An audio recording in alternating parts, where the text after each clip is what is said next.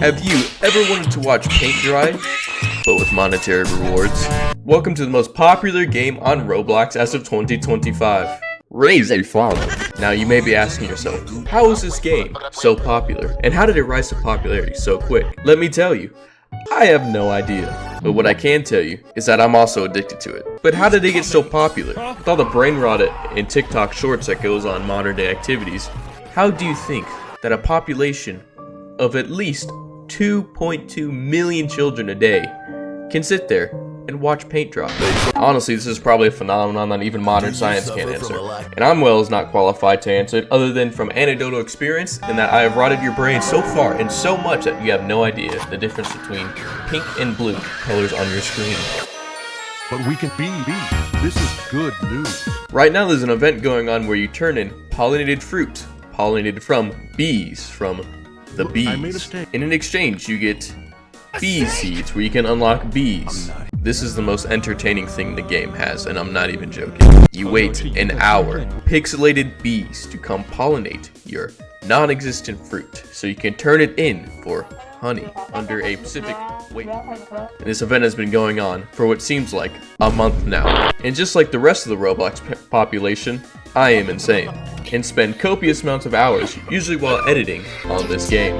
Now you may be asking yourself, there's no way that's all there is to the game. There has to be something that has to make it so popular and so coveted by not only me, but millions of other Roblox players. And truth be told, I have no clue. I mean, it could be the every 5 minutes, the small wave of dopamine that hits from hitting up the seed plug and seeing what new push he has in store for the children to consume. And maybe, perhaps, indulge in some of the most finest and most coveted out there.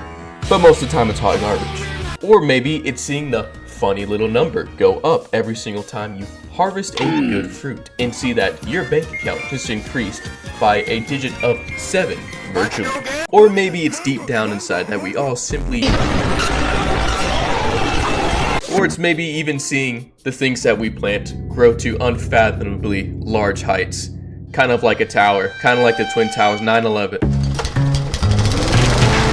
Now if you can't tell, I have been playing this game a lot. And if you just take a gander through my garden, you can see that there is a ton of fruits, flowers, vegetables, and other doodads there is to plant and grow and raise and harvest. Some of these things range from, you can find this literally anywhere on the street and it's not that uncommon at all to find, to, holy shit, I have a 27 kilogram golden pineapple that's worth more than the GDP capital of the Dominican Republic of Congo.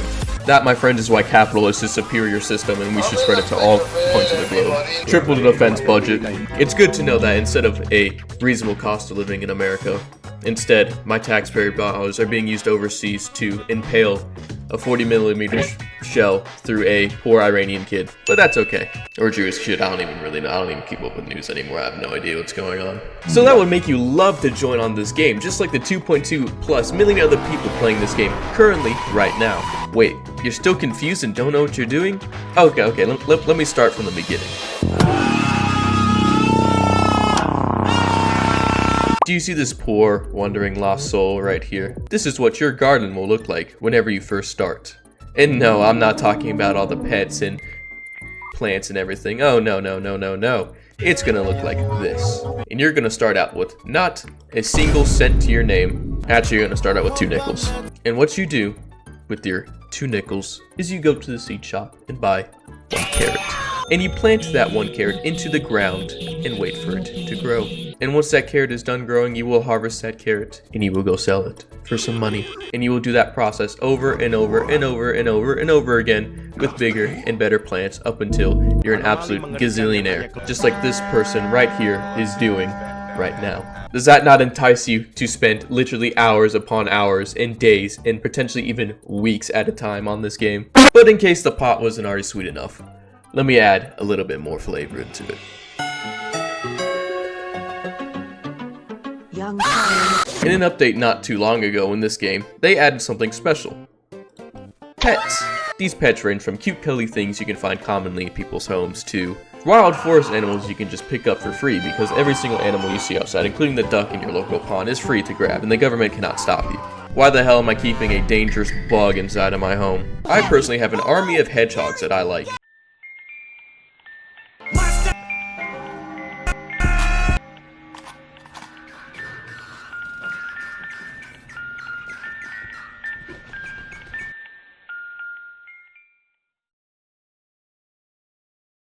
I'm fucking the dog. Well, just like every single other thing born in this lovely world, it comes from an egg. These eggs you buy from the lovely Ralph, the pet egg tradesman.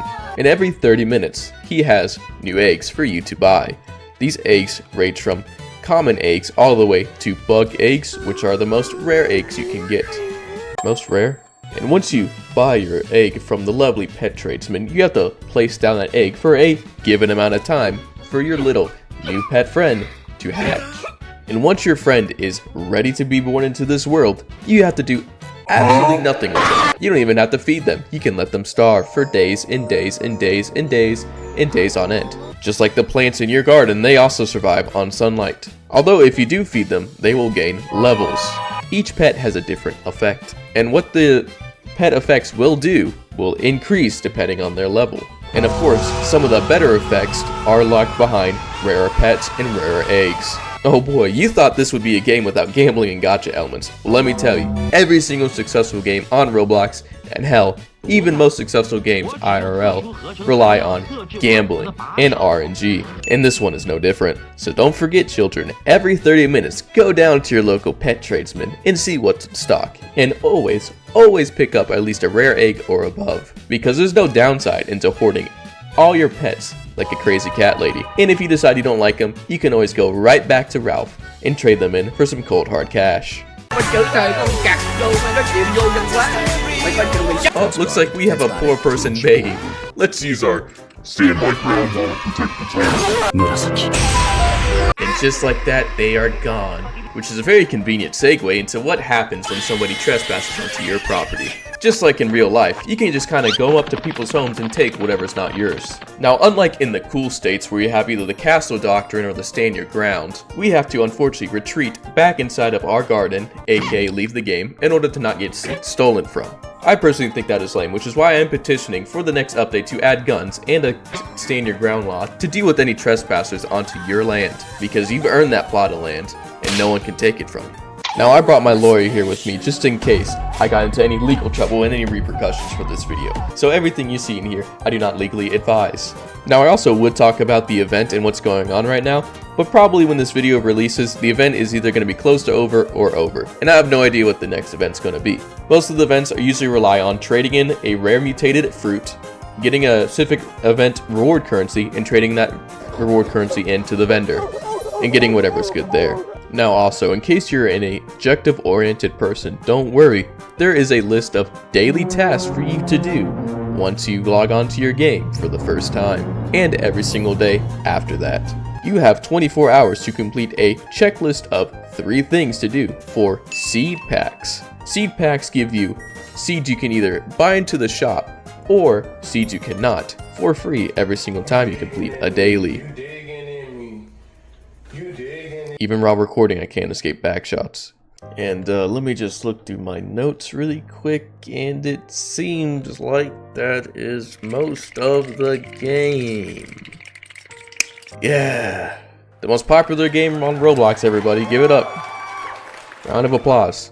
I mean, I guess I can also mention that there's furniture, so I guess you can make your place look all lovely and nice and dashing, and I guess there are some cool builds out there. Of really cool gardens, actually. So you can always get creative with the furniture vendor, but those things are usually very pricey and expensive. So that's usually late game things. But just like the late game of every single game out there, it's not power, money, or anything of the sort. It's fashion. Oh yeah, even fashion has an RNG element factor to it, so get to spending. You also could stumble upon random weather effects that give your fruits mutations. Mutations increase the value of your fruit, as well as cosmetically changing their appearance. And these effects are random, and they don't have a specific time, reason, or event tied to them specifically. So if you want to have the most rare and best effects, you better sit down for the long haul. That or do what every other person does, kind of like how they did in Souls RNG, and just AFK the game. Do you see this hole behind me? That's going to be the size of each of your assholes. With all that being said and all that outlined, I must say, Grow a Garden is fun if you're doing something else. It's a good thing to have on the background just to occasionally check up on and see how your garden is doing. That, or some people just find fun in simplicity, which I sometimes do as well. But in other news, I also want to thank y'all for watching. Sorry that this video also took a little bit longer than I would like to make. That is because the ATF decided to raid my house for mold in the walls that I've been hiding for many years. It's very fun not having any water, food, or really a kitchen at all to make stuff in. So I've been dealing with that. So that is why this video has taken a few more days than I would like to have made. And if you guys want to support videos like this and also support me not going broke over this, make sure to hit like and subscribe. That's all I ask. And I hope you enjoyed.